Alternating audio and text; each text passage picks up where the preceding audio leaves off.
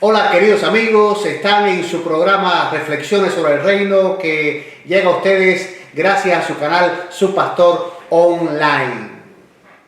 Cada jueves a las 7 de la noche, hora del este, tengo el privilegio de llegar a ti con un mensaje que después de orar y de reflexionar, espero que sea de mucha bendición para ti.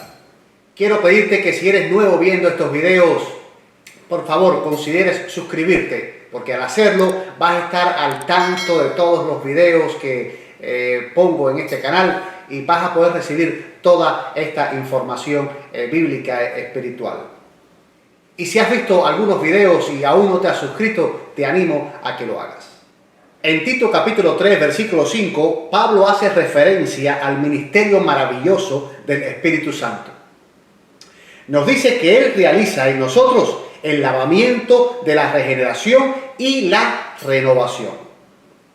Por lo que este lavamiento de la regeneración y la renovación, que como ya les dije, lo realiza el Espíritu Santo en nosotros, tiene algunas implicaciones. Ellas son el arrepentimiento, el nuevo nacimiento, el bautismo y la santificación. Realmente la meta del Espíritu Santo es que nosotros nos asemejemos cada día más a Jesús. Y estos puntos que implica estas cosas que hace el Espíritu, como ya les dije, el arrepentimiento, el nuevo nacimiento, el bautismo y la santificación, van a ser temas que voy a ir tocando en las reflexiones subsiguientes. Tú dirás, bueno, ya yo conozco todo eso, ya yo he leído sobre eso, he escuchado sobre eso.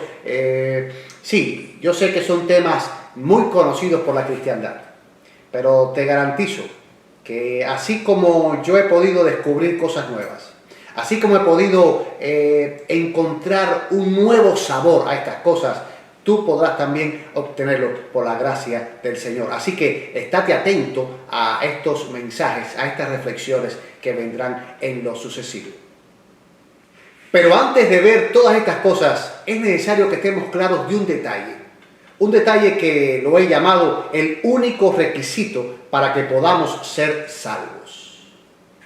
Pablo comienza diciendo en Tito 3:5 que Dios nos salvó.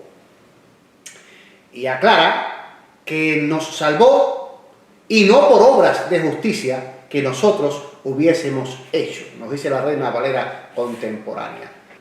Las obras de justicia son las obras realizadas con el fin de ser salvos por medio de ellas.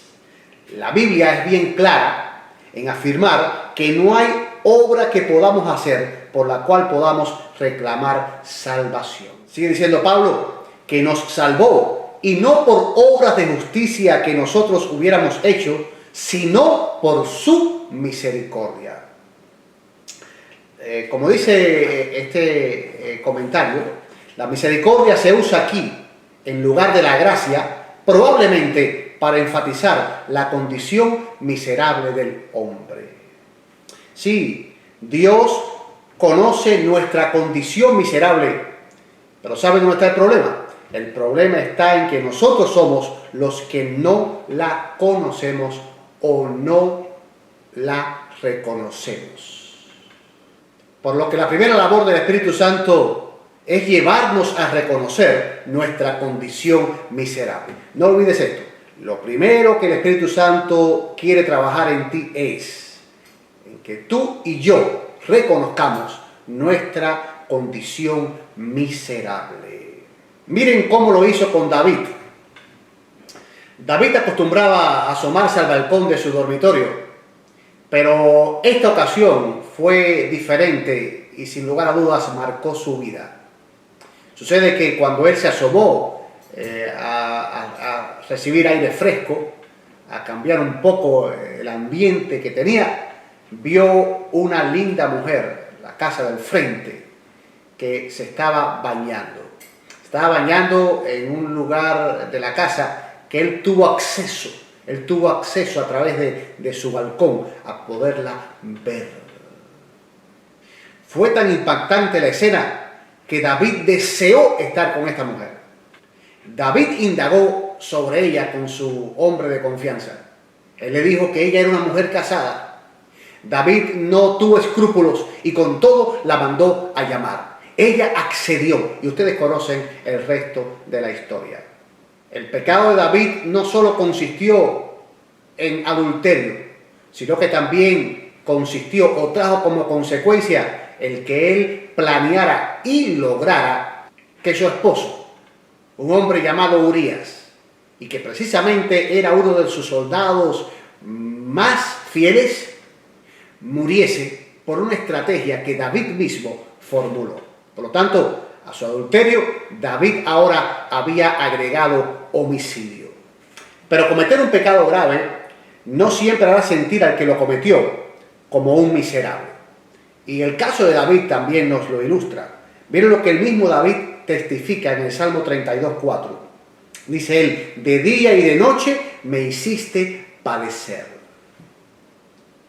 Esto que de día y de noche me hiciste padecer, en el contexto de lo que le está hablando, significa que durante días y noches, prácticamente durante todo un año, David se negó a reconocer ante el Señor su pecado. David se negó a reconocer internamente que él había cometido un pecado terrible. David se negó a reconocer que él era un hombre miserable. Y cuando no reconocemos nuestra condición miserable, le es muy difícil al Espíritu Santo, o prácticamente imposible al Espíritu Santo, poder lograr las otras cosas en nosotros. Felizmente, el Espíritu Santo pudo lograr eso en David. Y David dice, Salmo 32:5, te confesé mi pecado, no oculté mi maldad. Me dije, confesaré al Señor mi rebeldía. Noten, David llama al pecado rebeldía. Es la acción de no reconocer, de rebelarnos contra Dios, no solamente al cometer ese acto malo, sino también en no acceder al pedido del Espíritu Santo, al toque del Espíritu Santo, de que reconozcamos nuestra condición para él entonces poder hacer la obra de restauración. Y noten lo que dice el salmista: y tú perdonaste la maldad de mi pecado. Gloria sea a nuestro Señor. Y ahora dice David, dichoso aquel, Salmo 32:1, dichoso aquel cuyo pecado es perdonado y cuya maldad queda absuelta. Esta palabra que se traduce aquí como dichoso en el hebreo es una palabra que habla de una felicidad extrema. Algunos dicen que es una felicidad multiplicada por 7. Es alguien extremadamente feliz, alguien súper dichoso. ¿Quién es el dichoso?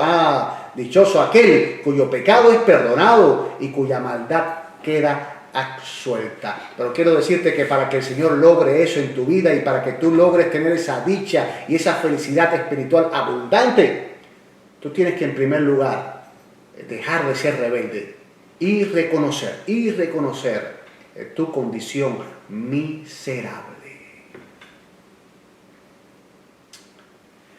David dice un detalle muy interesante aquí, en el versículo 10, y yo lo leo en la Reina Valera contemporánea. Él dice, al malvado le esperan muchas aflicciones. Si nosotros sacamos este texto de su contexto, podremos aplicarlo a cualquier persona que está en el mundo, que está en la calle, lejos de Dios, que nunca se ha entregado al Señor, que no quiere saber de Dios, que nunca ha ido a una iglesia, que nunca ha leído la Biblia, alguien completamente en una condición impía. Pero si ponemos este texto en su contexto, nos podremos dar cuenta que David fue ese malvado. Sí, porque una persona que está en la condición en la que estuvo David es una persona malvada. Pero lo interesante es esto. Lo interesante es que cuando tú y yo estamos en una condición malvada, miserable, el Espíritu Santo va a venir a afligirnos. Sí, estas aflicciones, producto de nuestra condición malvada, en este contexto se refiere a lo que David sufrió. ¿Cuánto sufrió? Dice él, se envejecieron mis huesos en mi gemir todo el día. Realmente el Espíritu Santo lo tomó y lo llevó y lo llevó y lo llevó hasta el punto en que él pudiera reconocer su condición, su verdadera condición de miseria espiritual, para entonces continuar, perdonarlo y que él llegara a ser feliz, llegara a recuperar la felicidad y la relación estrecha con el Señor. Sí, al malvado le esperan muchas aflicciones. A la persona que no reconoce, que se empeña en no reconocer su pecado. A la persona que se empeña en no reconocer su condición miserable, le esperan muchas aflicciones, porque el Espíritu Santo, por amor, va a trabajar en ti para llevarte a ese punto, para entonces poderte bendecir abundantemente. Sigue diciendo el salmista en el versículo 9, y ahora lo leo en la versión Dios habla hoy: no seas como el mulo o el caballo, que no pueden entender y hay que detener su brío con el freno y con la rienda, pues de otra manera no se acercan a ti. Así que, ¿qué es lo que dice David? No seas como ese burrito, no seas como el caballo, no seas como esa bestia que no razona, que no entiende, que se resiste. No seas como un animal. Entrégate. Reconoce tu condición. Dile sí al Espíritu. Ahora, vean ustedes el versículo que leí hace un momento, el versículo 10, con la última parte que está muy interesante. Dice, al malvado le esperan muchas aflicciones, pero la misericordia del Señor acompaña a todos los que confían en Él. Gloria a Dios. Es decir que cuando tú dejas de ser un malvado porque tú reconoces tu pecado, entonces Dios puede tener contigo misericordia. La misericordia es el recurso de Dios para ayudar a todo aquel que reconoce, que acepta, que admite su condición espiritualmente miserable. David es una ilustración de cómo Dios nos puede alcanzar, inclusive en medio de una vida tormentosa de pecado. Sí, la condición miserable aquí es el bajo mundo del pecado. Es ese bajo mundo al cual el apóstol Pablo se refirió cuando le escribió a los Efesios. Efesios capítulo 2, versículo 1. Yo voy a leer una palabra de Dios para todos. Dice, hace tiempo ustedes estaban espiritualmente muertos a causa de sus pecados y sus ofensas contra Dios. Sí, el Señor encontró a David en esa condición. Y el Señor ha encontrado a muchos de nosotros, nos ha encontrado en esa condición. Pero lo lindo de esto no es en qué forma el Señor nos encuentra. Lo lindo de esto es lo que el Señor es capaz de hacer, lo que el Señor puede hacer por ti y por mí, una vez que nosotros reconocemos nuestra condición espiritual miserable. ¿Me estará escuchando alguien que está sumido en los vicios? ¿Me estará escuchando alguien que está metido en una vida doble, en una vida de adulterio, en una vida deshonesta? ¿Me estará escuchando alguien que está tramando destruir a otra persona? ¿Me estará escuchando alguien que está metido en un mundo de chismes, de bretes, de intrigas? ¿Me estará escuchando alguien que está todo el tiempo planeando cómo robarle a los demás? No importa cuál sea tu situación, no importa cuál sea tu mundo, no importa si estás en este momento en el bajo mundo del pecado. Lo importante aquí es que tú reconozcas tu condición miserable. Lo importante aquí es que tú accedas, que tú no justifiques tu pecado, que tú no digas, mira, otros lo hacen peor que yo. Conozco a gente de la iglesia que lo hace peor que yo. No, este no es el punto. El punto es que tú, individualmente tú, así como yo, reconozcamos, accedamos al llamado que nos está haciendo el Espíritu Santo ahora mismo, de que reconozcamos, de que nos rindamos, de que digamos, sí Señor, yo soy esa persona miserable. Ahora, presta atención a lo que viene a continuación porque puede ser que impacte aún más tu vida. Hemos hablado que vivir en una condición espiritualmente miserable es muchas veces vivir en pecado. Sí, vivir en esos pecados oscuros, tristes, bochornosos, presos del vicio, presos de la lujuria. Pero saben que no siempre es así. Es posible también vivir una vida espiritualmente miserable sin tener que caer en ese bajo mundo del cual hablamos anteriormente. Un ejemplo de eso es el apóstol Pablo. Él mismo testificó en Filipenses capítulo 3, versículo 4, y lo leo en la Reina Valera contemporánea, que también yo tengo de qué confiar en la carne. Si alguno piensa que tiene de qué confiar en la carne, dice Pablo, yo más.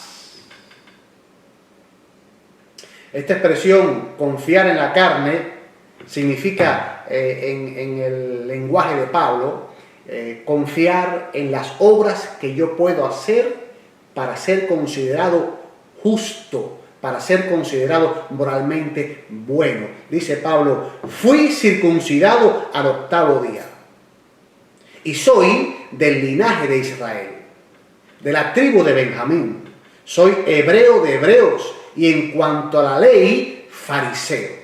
En cuanto a la justicia que se basa en la ley, dice Pablo, soy irreprensible. ¡Wow! ¡Qué resumen más maravilloso! Si él te envía a ti este resumen, tú vas a decir, wow, esta es una persona completamente capacitada espiritualmente. Es una persona, es un santo. Esta persona es incapaz de pecar. Esta persona alcanzó la meta. Ya no es un miserable. Circuncidado al 8º día. ¿Saben lo que significa eso? En la religión judía, los varones eran circuncidados al 8º día. Ese era el día que Dios había escogido para que ellos fuesen circuncidados.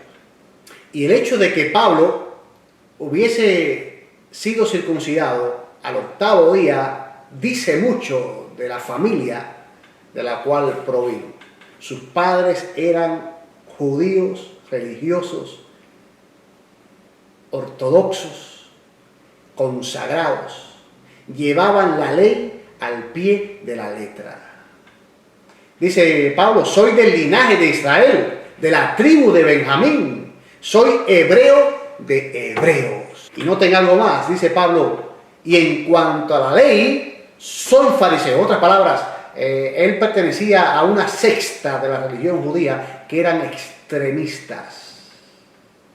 Ellos se esforzaban por obedecer a Dios de una manera muy, muy rigurosa. Dice Pablo, en cuanto a la ley, soy fariseo. Y como si esto fuera poco, dice Pablo, en cuanto a la justicia que se basa en la ley, soy irreprensible. En otras palabras, nadie podía señalarlo. Nadie podía decir, Pablo, o Saulo, como lo conocemos antes de su conversión, Saulo, te equivocaste, pecaste, fallaste. No, todo el mundo tenía que decir, Saulo es irreprensible. Wow, pero saben que una vez que él conoció a Jesucristo, él llegó a decir, soy un pobre miserable. La palabra que Pablo usó aquí, que se traduce como miserable, es talaiporos. Aprende esa palabrita. Talaiporos. Y lo interesante de esta palabra es que se vuelve a usar una vez más en Apocalipsis. Y es en Apocalipsis donde encontramos un mensaje extraordinario que, unido al de Pablo, nos va a ayudar a llegar a una tremenda conclusión. Vayamos allí. Apocalipsis capítulo 3, versículo 17. Dice, tú eres un desventurado, miserable, pobre, ciego y desnudo. La palabra que se traduce aquí como desventurado es talaiporos. ¿Se acuerdan? Es la misma palabra que Pablo usó diciendo, yo soy un pobre miserable, soy un talaiporos. Y ahora aquí el Señor se está dirigiendo a la iglesia de Laodicea. Y dice que Laodicea no solo es talaiporos, no solo es desventurada, sino que también es miserable. Y aquí para miserable usa otra palabra que es eleinos. Así que la iglesia de Laodicea era una iglesia talaiporos y eleinos. En otras palabras, era una iglesia desventurada y era una iglesia miserable. En otras palabras, la palabra talaiporos se usa también allá cuando se traduce lo que Pablo dijo, soy un miserable. Talaiporos es un miserable, pero también es un desventurado. Pero el Señor ahora le dice a esta iglesia que no solamente es desventurada, talaiporos, sino que es miserable. En otras palabras, tú eres miserable y miserable y miserable. Pero si analizamos a qué iglesia el Señor le está diciendo esto, nos vamos a asombrar. Porque se lo está diciendo a la iglesia de Laodicea. Si se lo hubiera dicho a otra iglesia, hubiéramos estado conformes. Pero se lo dice a la iglesia de Laodicea. ¡Wow! Laodicea. Noten lo que Heppenstall dice en su libro Salvación sin Límites. Él comentando acerca de Laodicea. Dice, Laodicea fue una ciudad rica, la más próspera de las 7. Tenía todo lo que una ciudad podía desear. Bibliotecas, baños públicos, instalaciones deportivas, templos, centros artísticos, un comercio próspero, una industria creciente y una escuela de medicina que era una de las mejores de su época. Desde el punto de vista material, intelectual y cultural, no tenía necesidad de nada. La ciudad ofrecía a sus ciudadanos todo lo que el corazón pudiera desear. Poseía todas las justificaciones necesarias para ostentar una elevada estima y autoexaltación. Pero veamos ahora lo que este autor, Heppenstall, dice como conclusión a lo que él acaba de describir. Como ocurre con mucha frecuencia, la iglesia de Laodicea había absorbido el espíritu de autosuficiencia de la ciudad. Y esto lo vemos claramente aquí en Apocalipsis capítulo 3, versículo 17. El Señor le dice a Laodicea, porque tú dices, yo soy rico y me he enriquecido y de ninguna cosa tengo necesidad. Quiero decirte algunas cositas interesantes al respecto. En primer lugar, que cuando nos hemos comportado moralmente intachables, cuando nos ha ido bien en los negocios, cuando hemos alcanzado grandes logros académicos y cuando hemos ascendido profesionalmente, es prácticamente imposible que nos pase por la mente que podemos ser unos miserables. Miserable yo, tengo dinero, tengo trabajo, tengo familia, tengo éxito, tengo salud, no le hago mal a nadie, me comporto bien moralmente, en mi vecindario todo el mundo habla bien de mí, en mi iglesia todos me admiran. Miserable yo. Pero noten lo que dice Heppenstall. Nadie cae al pie de la cruz mientras se sienta rico, con abundancia de bienes y no sienta necesidad de nada. Ese es el problema. Cuando tenemos las condiciones que tuvo Saulo, cuando tenemos las condiciones de la iglesia de la Odisea, nos es muy difícil reconocer nuestra condición espiritualmente miserable y por lo tanto bloqueamos la obra que el Espíritu Santo quiere y puede hacer en nosotros. Cuanto más tienen los hombres, más brillantes son, más alto llegan en su profesión y más importancia se atribuyen a sí mismos, dejan de sentir necesidad de Dios. Sí, leo otra vez lo que el Señor le dijo a la Odisea, Apocalipsis 3:17. Porque tú dices, yo soy rico y me he enriquecido y de ninguna cosa tengo necesidad.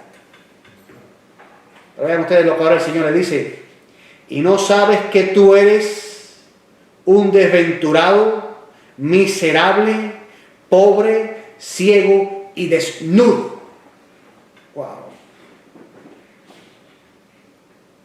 ¿Será esta la situación tuya o será esta la situación nuestra, incluyendo a mí también?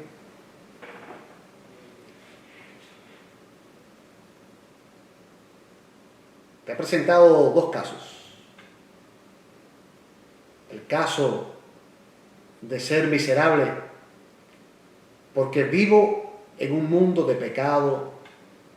El caso del miserable que vive en un mundo bajo pecaminoso, cometiendo actos pecaminosos, actos que no se pueden cometer a la luz del día, actos que hay que cometerlos a escondidas.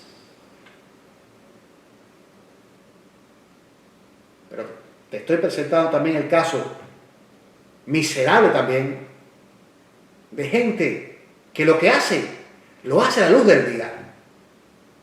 Sí, porque los fariseos oraban en las esquinas. Los fariseos daban sus ofrendas de una manera que todo el mundo tenía que notar que lo estaba haciendo y la cantidad que estaba dando. Los fariseos, los santurrones, que viven vidas públicamente morales, también son miserables.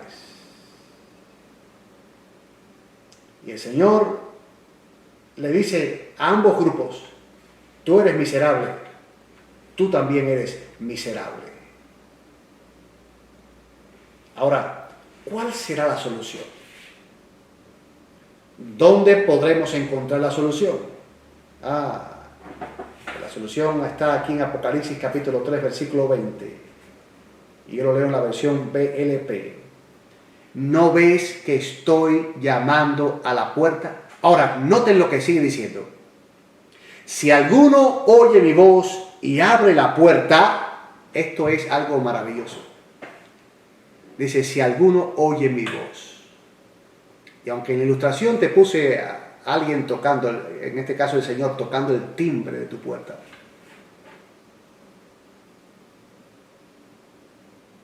Realmente el Señor está llamando. El Señor dice tu nombre. El Señor te dice Carlos, te dice Pedro, te dice Andrés.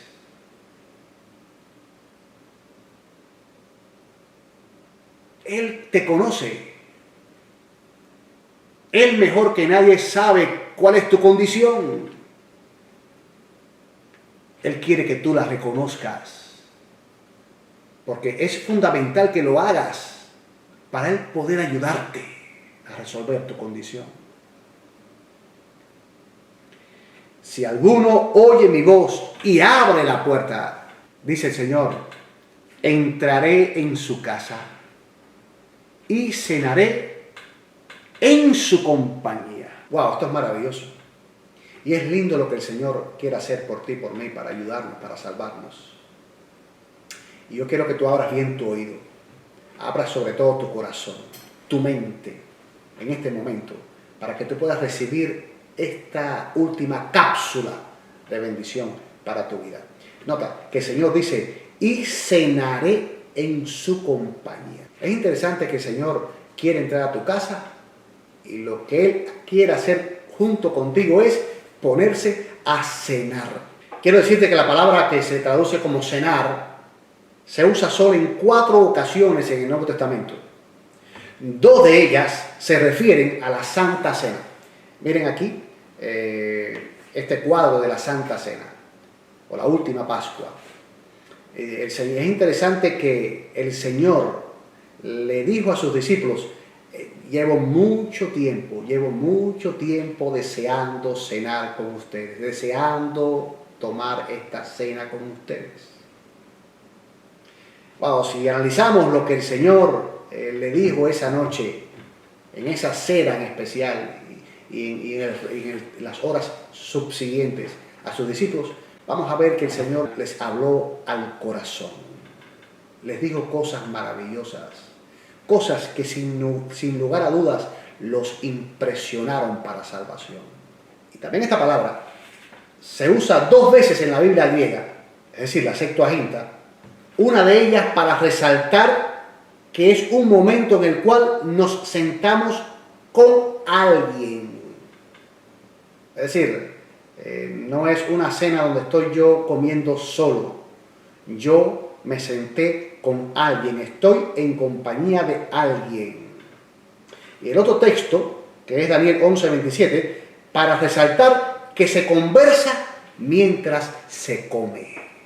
Es por eso que la versión BLP traduce Apocalipsis 3:20 como entraré en su casa y cenaré en su compañía. Porque realmente este cenar es mayormente usado para estar en compañía de alguien. Pero para estar en compañía de alguien con el cual tenemos algo muy importante que conversar. El Señor quiere que en la quietud de una cena, mientras disfrutan de los ricos alimentos, tú abras tu corazón. Porque el Señor quiere decirte cosas que van a impactar tu vida. Cosas que tú debes entender. Cosas que debemos entender para que Él pueda seguir trabajando en nuestra salvación. Y vean ustedes qué es lo que el Señor nos va a decir.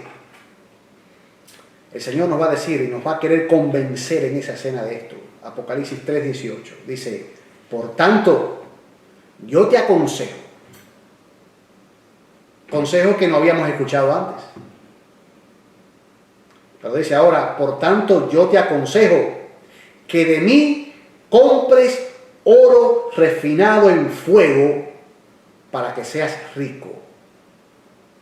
Y vestiduras blancas para vestirte y que no se descubra la vergüenza de tu desnudez. Y unge tus ojos con colirio para que veas. Nota qué interesante. El Señor tiene la solución para ti. Sí, el Señor tiene la solución para cada una de las cosas que Él te ha señalado. Te dice que eres pobre. Dice, yo tengo el oro para que tú seas rico. Te dice que tú estás desnudo. Te dice, yo tengo vestiduras blancas para ti. Te dice que eres un ciego. Dice que Él tiene un colirio especial para que tú puedas ver. ¿Lo notaste? El Señor quiere lograr eso en tu vida. Él tiene planes maravillosos contigo. Él quiere llevarte a un nivel insospechado. Él quiere que tú llegues a exclamar como David en el pasado, soy un hombre dichoso. Soy un hombre feliz. He sido perdonado. He sido restaurado. Dios está trabajando en mi vida para hacer de mí ese hombre, o en tu caso, si eres mujer, esa mujer que Él quiere que sea. ¿Sabes? La comunión con Jesús es la diferencia. La comunión con Jesús es la solución. Ahora, ¿cuál es el único requisito para que podamos ser salvos? Que le permitamos a Jesús tener comunión con nosotros. de modo que nos demos cuenta de nuestra condición y encontremos en Él el remedio. Si no lo olvides, la salvación es gratuita. La salvación toda proviene de Dios. Todo lo que hace falta para que tú puedas ser salvo, Dios lo tiene para ti. Solo tú tienes que acceder. Solo tienes que reconocer tu condición espiritualmente miserable. No lo olvides, aunque sea una palabra chocante para la mayoría de nosotros, tienes que reconocerlo. Tu condición, nuestra condición espiritualmente miserable. Mi querido amigo, si quieres aprender un poquito más de cómo tener comunión con Dios, te remito a este video, que lo podrás encontrar en este enlace. Si ya lo viste, velo otra vez, porque ahí está la clave para que el Señor pueda iniciar en tu vida el proceso maravilloso de salvación.